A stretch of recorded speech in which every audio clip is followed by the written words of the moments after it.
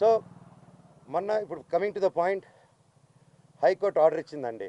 మేము ఉండొచ్చు, వాళ్ళు ఉండొచ్చు, వీక్లీ వన్స్ పోలీసు రావాలని. వీళ్ళు ఏం చేశారు, లోవర్ కోర్టుకి వెళ్ళి, అండ్ మాకు కేవేట్ వేస్తున్నాం అక్కడ, మీకు అందరికీ తెలిసేది.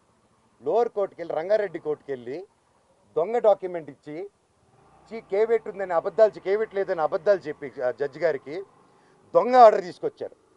కోర్టుని చీట్ చేశారు. కోర్టుని చీట్ చేసి స్టే తెచ్చారు. ఆ స్టే కూడా నాకు రాలేదండి.